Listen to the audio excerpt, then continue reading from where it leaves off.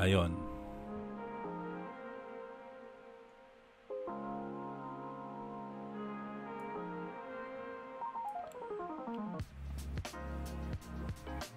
So, ayun. Meron nga pala akong ginawa or actually in-improve sa program ko. Matagal nga itong ginawa, 2011. So, ganun. 2011, 2012, 13, 14, 15, yan. Ini-improve ko siya every year kasi every year may mga project ako about sa SMS. So, sa mga una ko naging project niyan ay text campaign, email, SMS campaign, text brigade, tapos yung iti-text mo yung bahay mo para ma-check mo kung naka-power on yung ilaw nyo or hindi. I-check. Parang smart appliances siya ang dating. Na ngayon ay Wi-Fi based na. So, pwede mo na ma-remote, di ba? Dati, text lang. Tapos, text registration. Pwede kang mag-text registration. Mag-check ng balance mo. Sa mga networking ng araw, yung MLM program. So, gumawa ko dati niyan. Tapos, i-loading sa maloloadan mo lahat ng network gamit ang SIM card mo. So, isa yun sa mga ginawa ko dati. So, ngayon, ano yung ginawa kong bago ngayon? So, bali, ang ginawa ko pala ay gumawa ko ng program kung saan pwede nyo siya magamit na libre. Para sa inyo. Sa sino gusto gumamit, sino gusto magkaroon ng SMS. So, gumawa ko ng version na to. Ito siya. So, ganito yung tsura niya. Tapos, ito yung mga devices na nagamit ko. Tested ko na siya. So, ayan yun. So, paano yun? Diba? Ang kagandahan sa kanya ay may built-in API na siya. So, pwede nyo siyang ma-control gamit na ng program nyo. So, kung meron kayong gagawing website na merong OTP, merong text registration or text, kung ano man text na. So, click nyo lang dito, download. So, make sure nyo lang na meron kayong mga device na ganito. Ito yung mga una kong ginamit, itong Wavecom. Tapos may converter yan from COM to USB. Meron yan. Pero dati ginamit ko yung COM. So, pag COM kasi, COM 1, COM 2, COM 3, yan, doon magsisimula na yan. Tapos, itong USB na to, ito automatic to, magkakaroon to ng COM. So, yung COM na sinasabi ko, titignan nyo dito yan.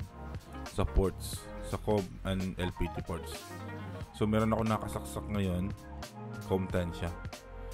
So, ito rin, ganoon din to.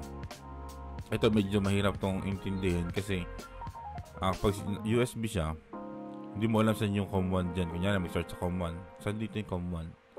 Pero usually, kung nasan yung USB una, yun yung 1, 2, 3, 4. Gano'n siya.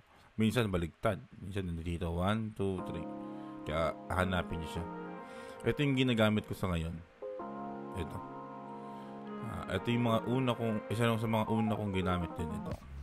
O, ito yung pinakauna. So, actually pala ito, sorry. Ito yung pinakauna. Then, ito.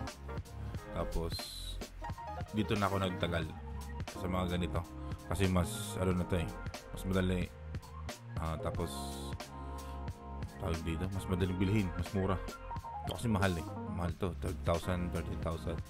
Ito, 3,000, 4,000 ata isa. Ito, nabibili ko lang to ng 400, 700 yata ito. Ay, noong araw, ito nasa 1,2 ata. So, yan. So, may documentation tayo paano mag-send. Ganyan siya. So, API, REST siya. So, paano mag-send ng message, ganito lang. I-verify niyo yung message niyo para malaman niyo kung nag-send pa o anong status. As yung kukunin yung inbound niyo, lahat ng mga dumating na message. As yung outbound. So, yan. Ngayon, pala tayo sa download. So, mag-download tayo. So, ito yung latest version natin, yung 13.0.0. Ito yung, ano natin, initial release natin sa version na to. So, app na to. So, free siya. Forever. No? Nga lang, limitado lang siya ng sa inbound and outbound na 100 SMS inbound, outbound per day. So, 100 ang inbound, 100 din outbound. Hindi sila shared So, separate silang, tawag dito. Separate sila ng credits. So, i-download natin itong version na to. So, nga pala, Windows lang ito nag-run sa ngayon. So, isa sa plano kong gawin ay yung Linux version na gamit yung Raspberry Pi. So, ginawa ko na siya din. Nga lang medyo hindi pa stable. So, ito kasi proven and tested ko na. Since 2011 hanggang last year. At actually hanggang ngayon ginagamit ko pa rin siya sa personal project ko at sa company namin. So download ko to. So ayan. So open natin to. So ayan. Extract natin. So yan. Ngayon install lang natin ito. Ito i-allow nyo lang to kasi normal to sa Windows nyo yan. Wala naman masama dyan. Safe yan. Huwag kayo matawag dito. Huwag kayo mag-alala. Safe yan. So yan. Ngayon close natin. Since na-download natin, close na natin. Ngayon ito yung importante rin dyan. Kailangan mayroon kayong idea dito. So may mga iba-iba, lalo na kung USB ang broadband na gamit yung iba yung lumalabas dito. Pero dun sa maliit na USB, ito yung lumalabas yan. So, ito ngayon yan. Kikreate yun ng desktop icon. So, double click na natin yan. Tapos, maglalabas siya dito. So, yung gusto nyo mag-check lagi na update, make sure nyo lagi kayo na-check na update kasi mag-update ako madalas Tapos muna. So ito siya. Tapos kung mapapansin niyo, meron niyang address dito sa taas. So i-double click lang yan para ma-open yung API endpoint natin. Tapos meron tayong settings. Dito nyo set yung ports. So matik yan. Kung ano yung mga port list dito, matik yan lalabas dito. So sa ngayon, isa lang ang lumabas dahil isa lang meron tayo. Tapos sa baud rate, ito ay dalawa lang kasi nilagay ko kasi dalawa lang yung common na ginagamit ko. 9600 tapos yung 11500.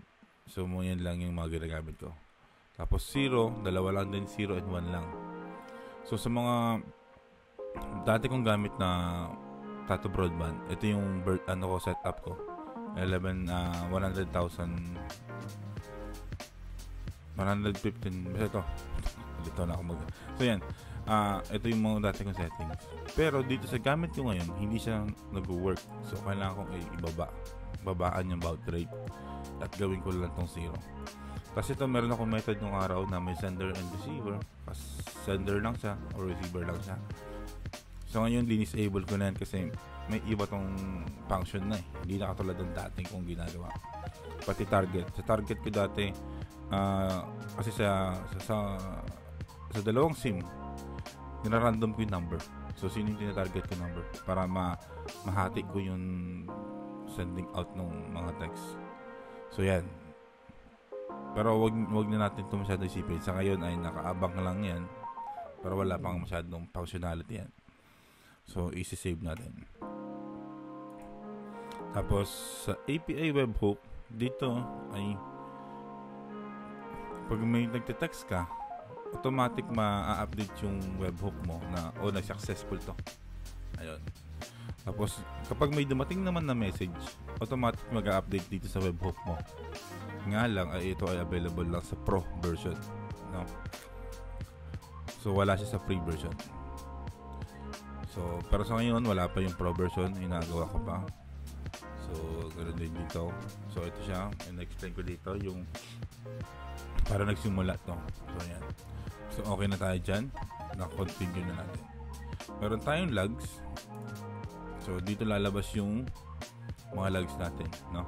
Yung mga, kung gusto nyo ma-read yung text file niya o logs. Tapos, i-double click natin muna to. Lalabas tong web GUI natin. No?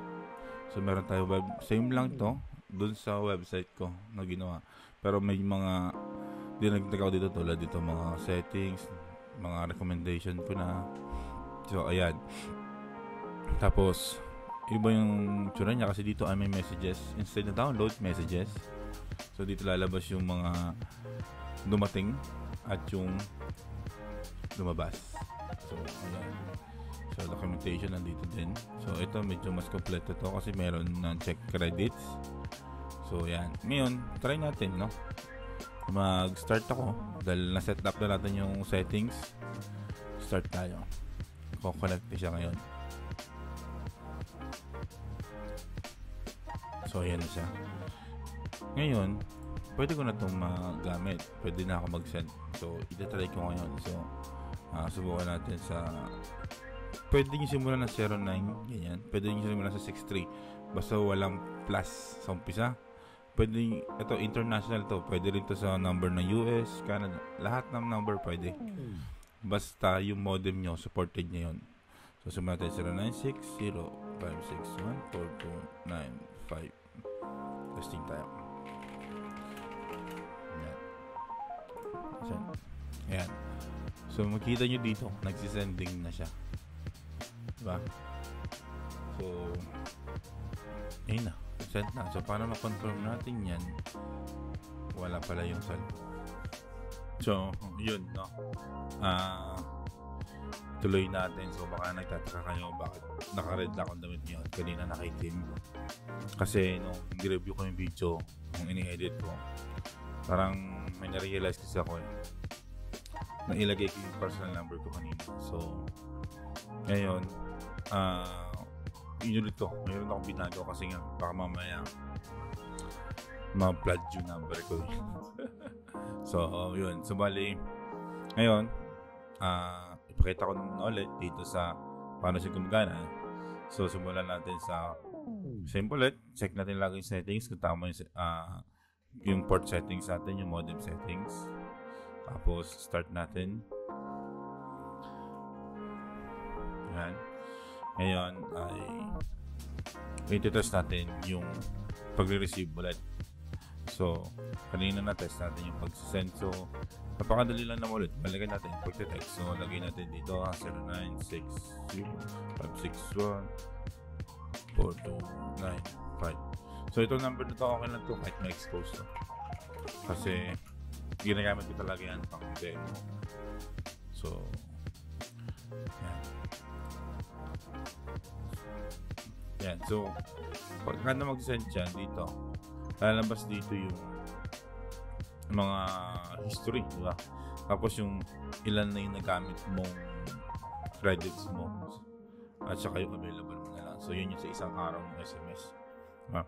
Ganoon din dito sa inbound. So, sa inbound, kung mapapas yung zero yan. Pero totoo, may dinilit na kasi ako Kasi nga yung mga numbers ko kanina. So, may nagamit akong inbound na dalawa na. So, magta-try tayo ngayon ulit. Magre-reply ako dyan. So, ang re-reply natin dyan ay testing. Test 456. So, ayan. Test 456. So, sending. So, ayan. So, receive. Refresh. Ayan, pumasok na. So, may yung meron tayong 1 use. Pero tutusin 3 use. Ayan. Nabura ko lang yung dalawa kanina. Tapos, 97 na lang yung available natin. So, magkaiba yan dito. 94. Ito 97. Ngayon, paano naman natin siya gagamitin ngayon sa project natin, sa ibang project natin. Let's say, meron tayong ginawang website. Gusto natin siyang gamitin na may SMS. May ginawa tayong desktop application na mayroong SMS din. Or meron tayong mobile application na mayroon ding SMS. So, meron tong ito kanina, documentation natin. Meron tong API na pwede nyo magamit. So, ayan.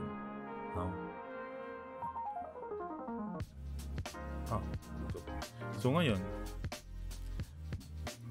magamit ko pala dito kanina ay yung mismong computer IP address, yung private. So, huwag naman natin ito pasukin. Dito muna tayo sa 127. So, yan. So, nagbago yung IP niya. So, So dito, wala mo na nangyari ba't nawala. Pero, same lang yan dito.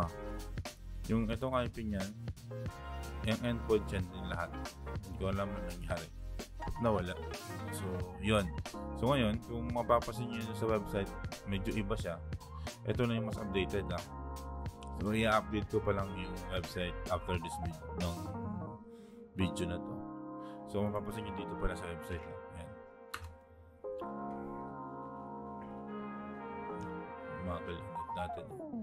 So, habang nilagay natin yan, yan na. So, sa documentation natin, nawala din to. So, iba siya. Kasi nyo dito sa inbound natin. Pag-get ng inbound, iba to. Versus dito. Ito. Iba rin dito. Mas updated to. So, may mga kailangan pa akong ayusin pa lang. Yun. So, yan. Update ko na lang to sa website. Ngayon, paano natin siya gagamitin? So, yun lang. Pupunta tayo. Meron ako dito na ang Postman. So, ngayon yung paano mo siya paano ka magsisend mag-text yan. So ito gagamitin mo lang yung ito kung ano yun nandito natin, yan lang din yung gagamitin natin. Tapos susundan mo lang yung sa may documentation para mag-send. Ayan, ito yun lang. Tapos lagyan natin dito yung number na gusto po nila. Yan ay demo. Okay, ito yun yung 1087 send. So yan, so makikita mo ito sending. Tapos cellphone ko dito, dapat may darating dito, diba? Ayan. So ano yung text niya? So yan, demo 987. So yan. So ayan yung sa pagsisend, diba? Ngayon, paano naman natin kukunin yung inbound? So, ganoon din. Punta tayo. Ito pala, kung gusto nyo makuha yung credits nyo, ito. Copy nyo yan. Duplitin natin ito. Palitan natin ito ng get. Palitan natin ito. Simula dito. Ay, mali. Simula dito lang. Paste natin yan. May space. Then, send. Yan na yung available natin. Makuha rin natin. So, sa outbound, ay sa inbound, paano din yun? Kunin mo natin ito. Actually, kahit dulo na lang yan. Dulo na lang naman yun. Inbound, type na lang natin. Ayan na siya. Outbound, same. Ayan. Na lahat ng outbound. Naka-JSON yan. So, may built-in API yan. So, ito yun. So, lahat ng nakukuha ng data, API lahat. Ito yun. Mismo lang dito lahat yun.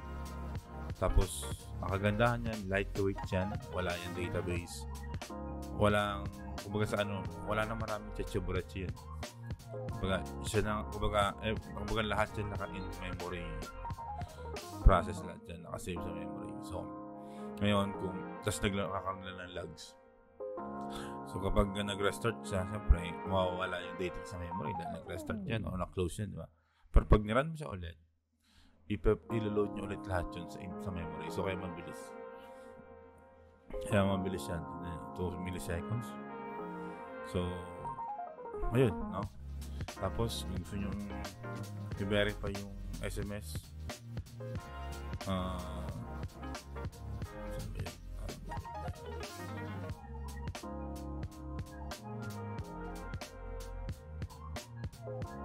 parang may mali ata dito.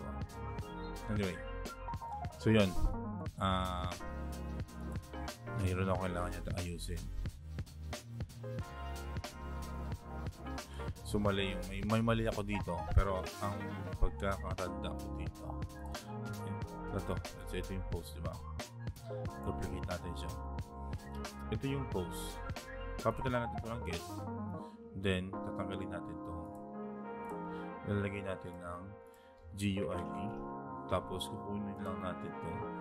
GUID na nandito dito.